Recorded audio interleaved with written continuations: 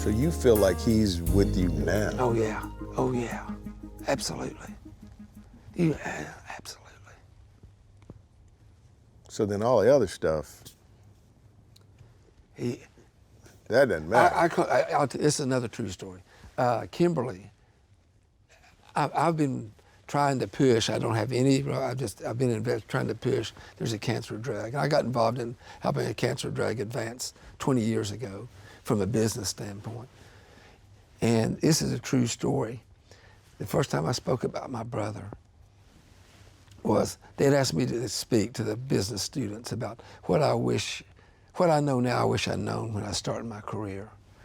And I closed, I'd taken another partner's presentation about giving, the importance of giving, the Go Giver book. Yeah. We gave it, yeah. Absolutely.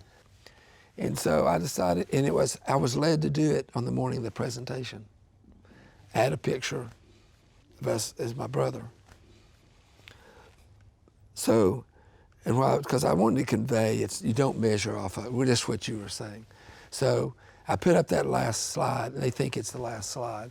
And then I put up a picture of us when we were kids. I put up a picture of him with his alternative school kids. And it's a ragtag bunch. And my brother's standing there. He had a toboggan because he could never get his head cold. I mean, he had a lot of health issues. He's standing there, ragtag looking bunch. And I had to do it in third person. I told about my brother and some of the things he did. And I just said, this is a guy, I know his family, know his older brothers. That's the only way I could talk about it. And I told a few stories about him. Then I told about the impact. We saw the most successful people business-wise and so forth in Blount County Alcoa only has a population of less than 9,000 people. There's over 2,000 people at its service. And that's how, there's a lot of different ways, much more important ways of measuring success. And I just felt called to do that morning, to add that picture. All the students come down there talking to me after. I noticed this one young man kind of lingering back. He waits to come up last to talk to me. And I immediately, we're this close, we're shaking hands, introducing. And I've noticed he's got a speech impediment. So I'm focused. I'm really trying to listen closely to him. And then I realized he's missing part of his tongue. That's what's going on. And I noticed he's got a scar running from here to here. And he said, I was wanting to come today, but I didn't think I could make it. He said, I want you to know how glad I am I came. He's taking radiation and chemotherapy. He had that radiation that day. He said, I struggled to get here, but he said, hearing about your brother has a good Lord kicking me once again. Wow. And so I feel like I'm surrounded by people battling cancer, and I've seen a drug that I know is going to be a game changer. So Kimberly, and if was you just hadn't sharing been in with me. Healthcare, Right. that opens. So now you're trying to figure out, how do we leverage what we know? I'm trying to push them, a company, to be better at execute. Brilliant scientists, be better at business, be better dealing with bureaucracies and so forth. And So it's you not, can I'm be just better doing at it as a taking volunteer. care of I'm an people. outsider. Yeah. And I feel like everywhere I turn. So Kimberly, somehow she mentioned she's a cancer survivor. And I asked her, okay, what? Melanoma? Several. She showed it. I said, this drug started being tested in Australia on melanoma because it's one of the most complex cancers to try to kill. And so I feel like everywhere I turn anymore, every day, because I've been worn out. This journey has worn me out.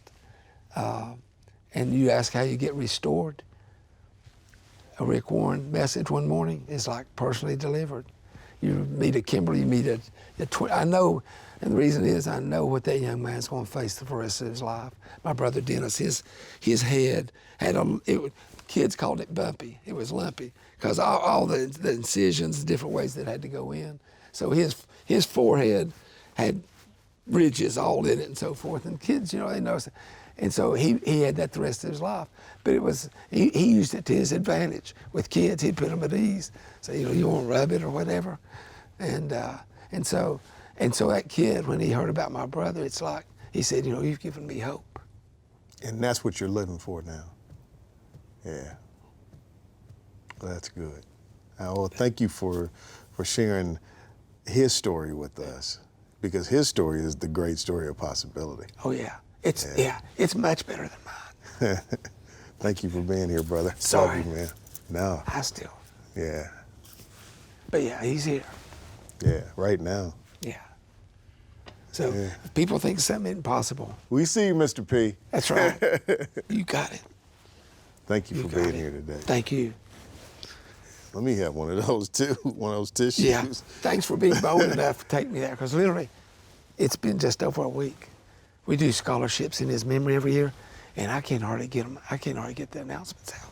Do you mind if we share what we just shared when we edit the show? Can we share the conversation that we just had? Because I think they were rolling while we were talking. Oh, really? Yeah. But only if, No, only I'm if fine. you would, Alan, because I would love to trust tell you. that story.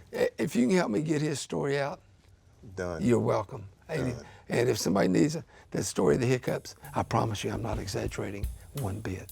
Yeah, Not one bit. It's going to be in the show. That's one bit. I mean, Yeah, we'll get it out. good Lord has. That's why I say I don't think. That's what today was about. That's why you're here. Yeah. Yeah. Hey, thanks for helping me. Thank you, brother. Appreciate it. Thank you. Ed Pershing.